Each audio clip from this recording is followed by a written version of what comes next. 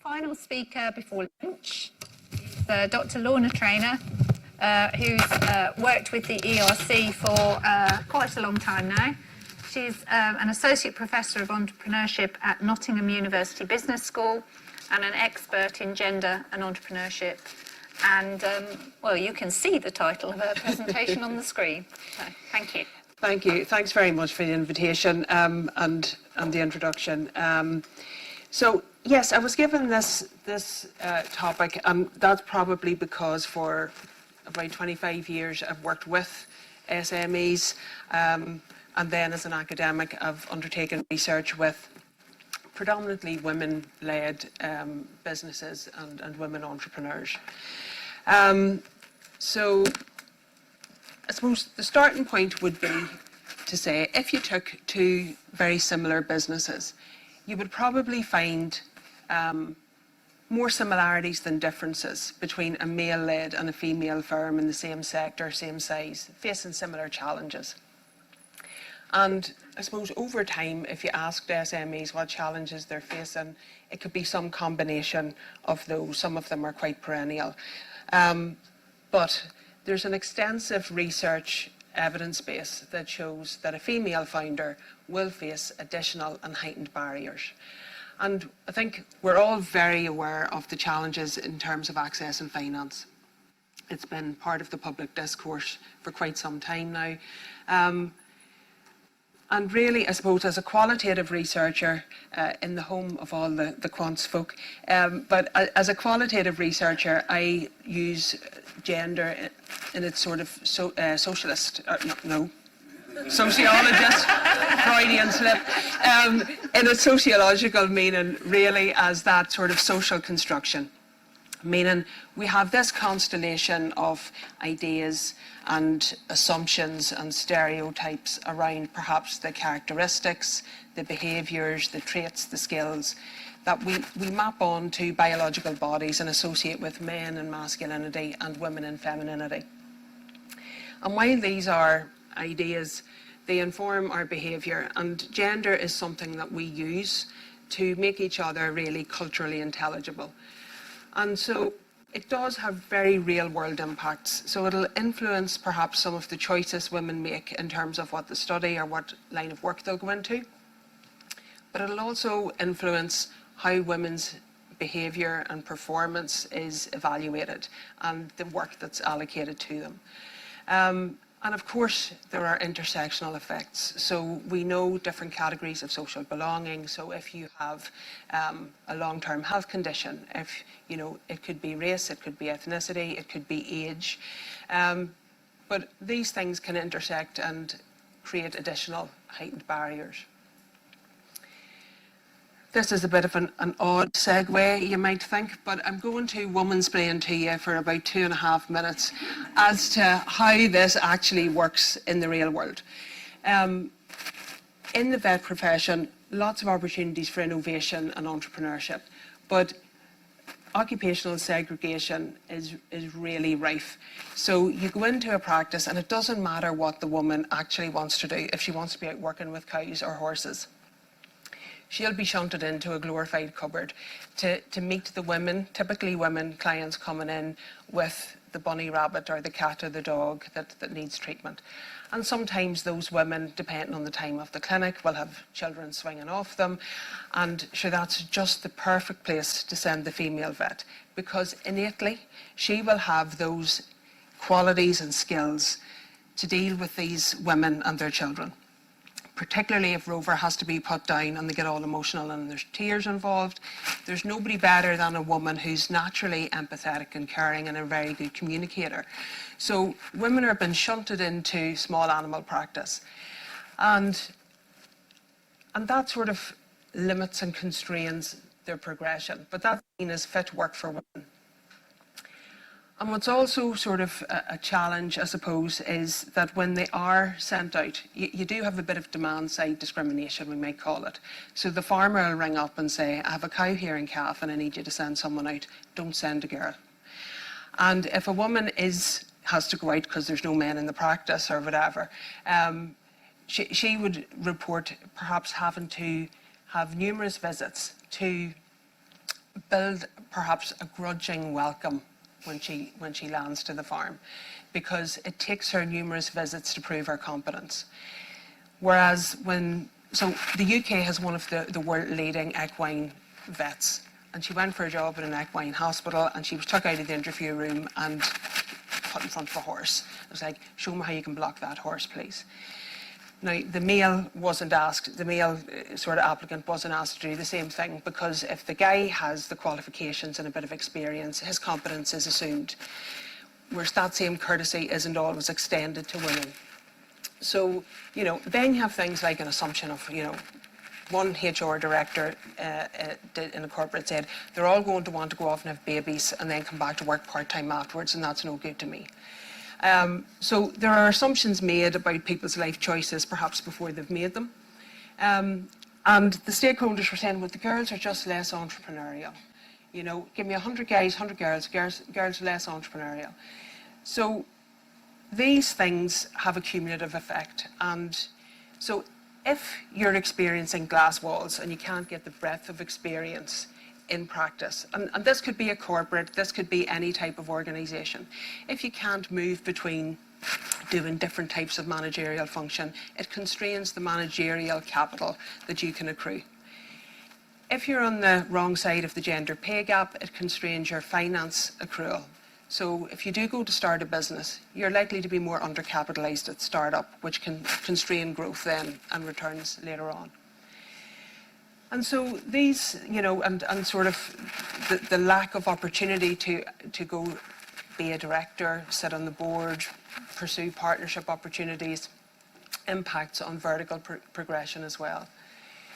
So having said that, that's how gender really has real world impacts in terms of women's ability to start and then grow their businesses, because a lot of those issues follow women into self-employment, and the challenges are mirrored in self-employment. Now, I tend to do most of my research on women in STEM, but I have looked at, and done studies and been involved in studies with women entrepreneurs across sectors, from low-income backgrounds, refugee women from what's termed the Global South in the UK, and so on. And I think it's important to highlight that when we talk about women entrepreneurs, as soon as you create a category and label it, you tend to homogenise the people in the group. And it's really important to remember that there's great heterogeneity among women founders, just as there is among male founders. And there's great heterogeneity in their businesses and their business needs and business support needs. But what I would say is that the veterinary profession is 99-point-something% white, 90-something% middle class. Most of them have family wealth to fall back on.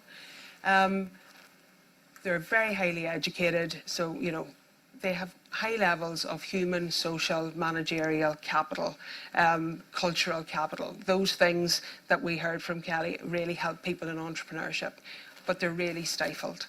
And it's the same for women scientists with innovation ideas, or women in academia in terms of academic entrepreneurship. So while you would think that these women are ideally positioned to execute and exploit entrepreneurial opportunities and innovation, really they encounter what I call, a very technical term, the triple whammy of sort of gender effects. But I think one study that we looked at was I looked at STEM women entrepreneurs within business incubation centres and accelerator programs designed to support SET or STEM women. And I think what that highlighted was there's some brilliant women out there with really innovative firms. And there are some really good examples of business incubation programs, accelerator programs, business support environments to help women to pursue that growth. But the problem was that they tend to hit the same brick wall at the end point, because investor attitudes and expectations haven't changed that significantly since these three guys were credited with setting up the venture capital industry in what later became Silicon Valley.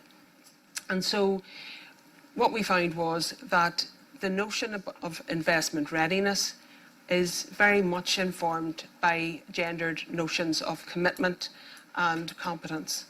And women were prepared to perform, shall we say, according to the traditional pitch and presentation sort of template. And often they over-prepared for the financial questioning because the anticipation was, because of the research evidence base, that investors will ask women about how they're going to manage the risks and how they're going to overcome the risk.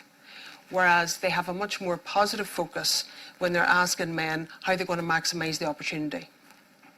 So I suppose these are how these assumptions can go, when they go unquestioned, unacknowledged and unquestioned, can have real world impacts. So when women are facing those challenges in terms of accessing, private entrepreneurial finance, it's really important that they have more equitable access to public funding. And we know that this exists because venture capitalists are loath to invest in small, innovative firms at the outset, because they don't understand the tech or they don't understand the science, and it's quite high risk and very long sort of trajectory to market. So on a voluntary basis, I did some data analysis with the Women in Innovation 2024 applicant cohort. And what you can see here is there were just under 1,500 applicants for 50 awards that were available. So really, I don't think we have any shortage of innovative entrepreneurial women. And when we look at the average score of applicants, it was over 83%. Because of the portfolio funding approach, there were some applications at over 90% that just couldn't be funded. And of course, we have very, limited resources, and it has to be awarded appropriately.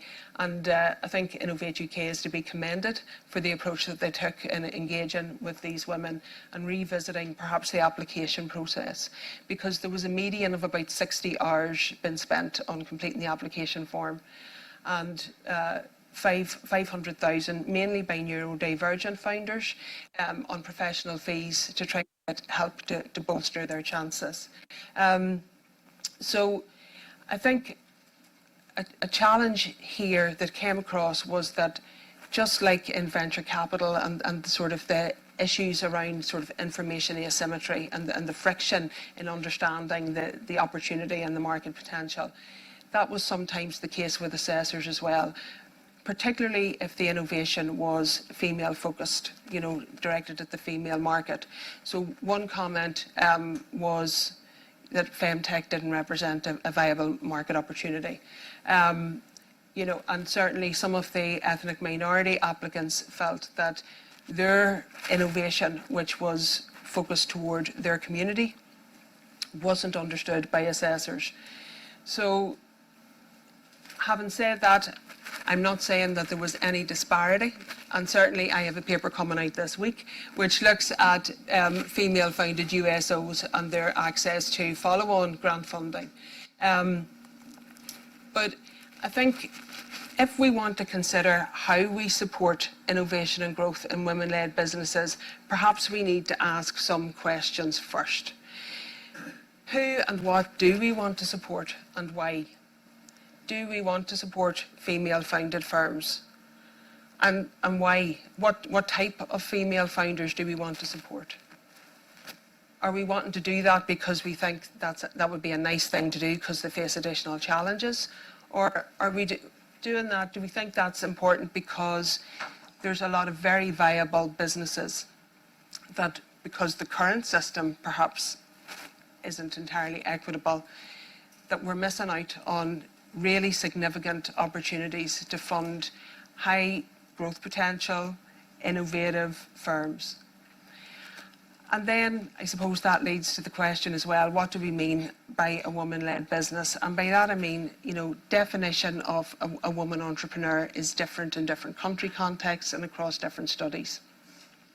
So if I were sitting down to try and read the evidence base, it's really hard to make sure that you're looking at studies, that you're not comparing apples with oranges. But if we think of a woman-led business as female-only founders, or do we also include firms that perhaps are equally led, or firms that have at least one female founder? And that could be as part of a panel of 3, 4, 5 entrepreneurs. But what we know is that the challenges that will be faced by female-owned firms will increase with an increase in proportion of female ownership. So the definition that would be used here is really crucially important, because what are the potential implications if we adopt quite a broad definition? So might we end up funding perhaps more businesses led by very strategic males who use women in a tokenistic manner until at least the cheque hits the bank account? But we don't know. But I think it's really important to consider who and what we want to support. And if we're wanting to support particular types of businesses, what assumptions are we making? Are we assuming that high growth businesses are going to be found in the STEM sector, that they're going to be high-tech AI sort of focused firms? Are we assuming that high growth businesses are likely to be VC-backed university spin-outs? Are we assuming, what does a high growth firm, what is the template? Are we assuming that they're going to deliver big upticks in employment numbers? Because we know that some of those things aren't accurate. And that leads me to sort of ask then, are we looking in the right places? So if we do want to support female-founded firms, and we look at the industrial strategy and sort of the 8 sectors, the reality is that the majority of those are male-dominated sectors.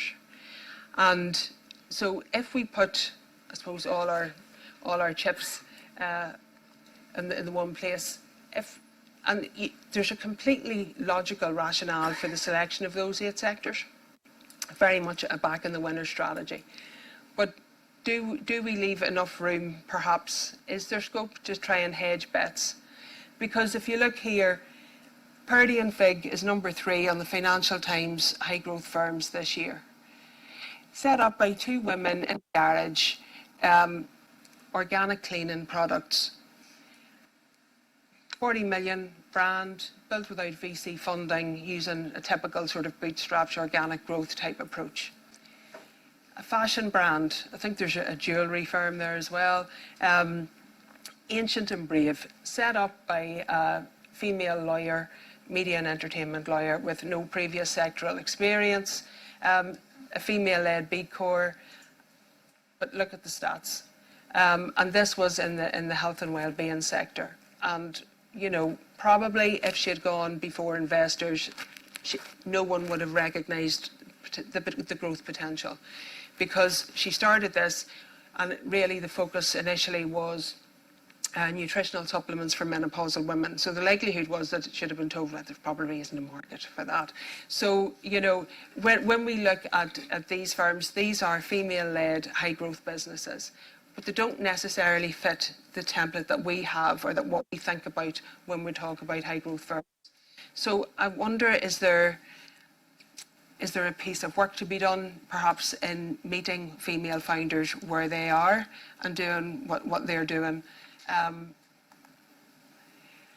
And how do we support them? We have the Women and Equalities Committee report, which has called for a female entrepreneurship strategy and a female enterprise investment scheme. I think what I would like to see would be ring-fence funding for women's enterprise, and I would understand that more broadly. I think we need to have perhaps mandatory reporting of investment, because then you can have different demand-side discrimination and you can have informed funding and approaches. And we need that gender disaggregated data collection. We need to know who is accessing the business support that's available, who's getting the finance, because unless we're monitoring that, we don't know who isn't, and we don't know what pieces of outreach work need to be undertaken. And why aren't we looking to North America and to what they've done quite successfully for some time in ring fencing a proportion of procurement contracts for underrepresented founders, for different, ethnic minorities, women and other underrepresented founders. But what we also need, and I think this touches on some of the things mentioned earlier, is we need timely and appropriate business support across the life cycle. And we need that to be available across all regions. We can't have someone in Newcastle, someone in Cornwall able to access support that someone in Nottingham can't access. And it's great to see a 12-week programme or a 6-week programme. But what if you want to set up your business, or you need help in terms of how to grow or export or to pivot so that you can actually scale, and you need that when the programme isn't on. So we need sort of consistent and widespread support, because some of this stuff needs to be cross-cutting.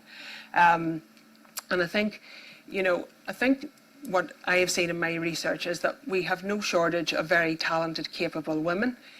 So we don't really need another training programme to fix the women. We need to start trying to tinker with the system. And I think there are some really excellent business support providers out there who already know what they're doing. So what we could be doing with perhaps is more allyship, more sponsorship, where we have male allies advocating for women in the rooms and networks and spaces that perhaps they aren't in. And we need them facilitating those warm introductions to potential funders. And there's other simple things like, maternity legislation is based on the assumption that the woman will be the employee in the firm and not the owner. So there's small tweaks that can make a big difference to female founders every day. Tweaks to perhaps tax relief and the scope and focus of it, to include perhaps more of the sectors where you might find women engaging in innovation. And we can tweak levers to incentivise investment in female-founded firms. So there's lots that we could be doing, and sometimes progress can feel a little bit glacial when you're hearing over a 20-year period similar sort of stories. So, sometimes I do wonder, well, why don't we just do it? Why aren't we doing it? If we say we're committed and we'd like to do it, why don't we just do it? So that was in part of the reason why I established the Charter for Inclusive Entrepreneurship, which sets out a framework really and includes low-cost things that are really important, such as role models. Because if you can't see it, you can't be it. We need to have inclusive education and training available, and we need to try to address the real issue around access to funding. And I've already mentioned procurement. So if your train's cancelled this afternoon and you have an extra 10 minutes, you might want to have a wee look at that. But that's really it from me. Thanks very much for listening.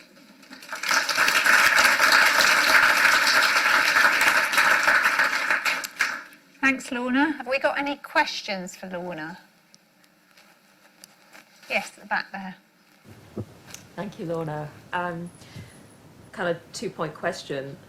I mentioned earlier that I work for Portobello Business Centre and we provide business support as a social enterprise. 70% of those wanting business support are women.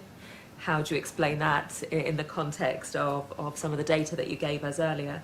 And do you think that the support that you talked about, funding, etc., and the differential treatment, it's not just within entrepreneurship? I believe it's a wider cultural issue within the UK, and how would you address that?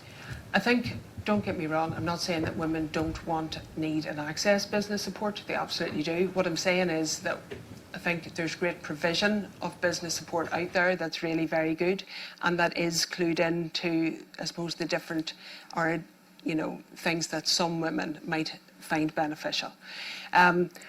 What I don't think we need to see is someone starting to reinvent the wheel, and that's sort of the point that I was trying to make.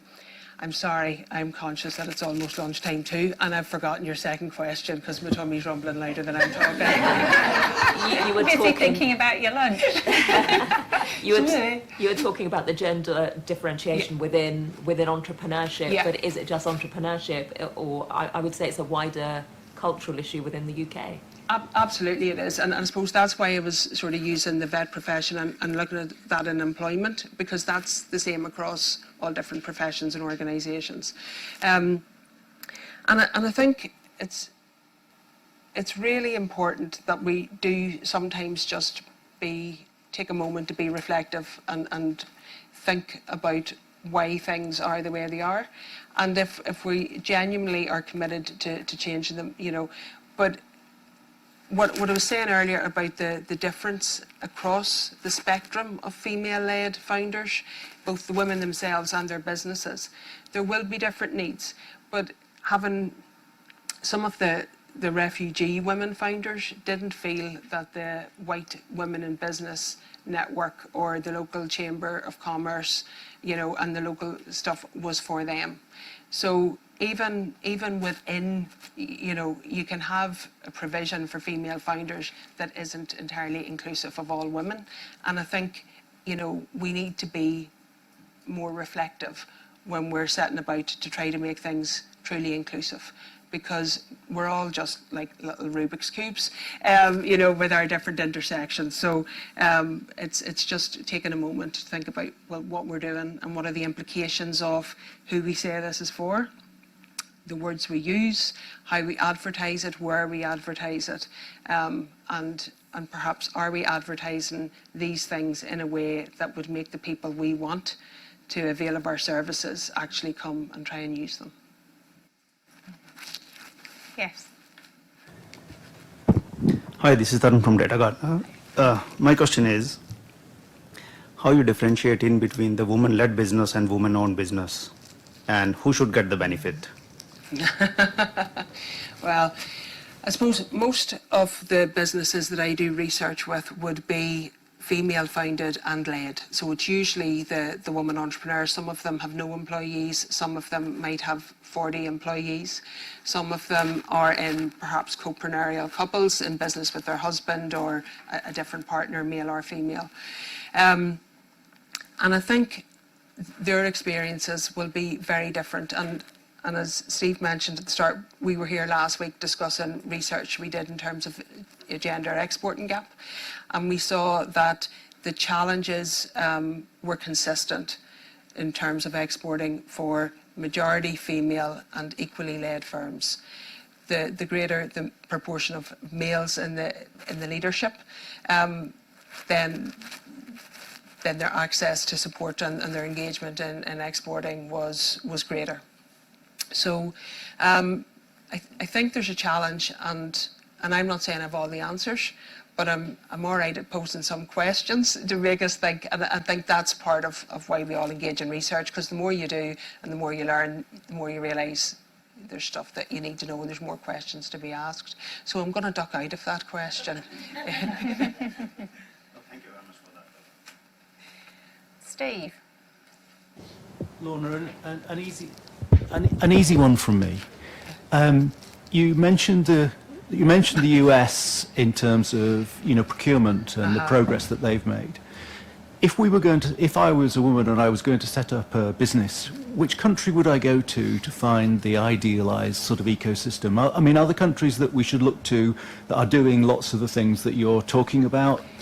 Canada's quite good, and they have, I suppose, they do have a lot of those systems, and despite a lot of changes, shall we say, in the American administration, they have left the women's business sort of bureau or committee or whatever intact, but that's because it does work. So I think North America is still doing a lot right, and while you might have a notion around Scandinavia being sort of more gender equal and those sorts of things, it's a different sort of context, and again you're into comparing apples with oranges, but I do think that there's still stuff that we can take from Canada and North America. Okay. Oh, one last question back at the back there. That one. Hi, really interesting.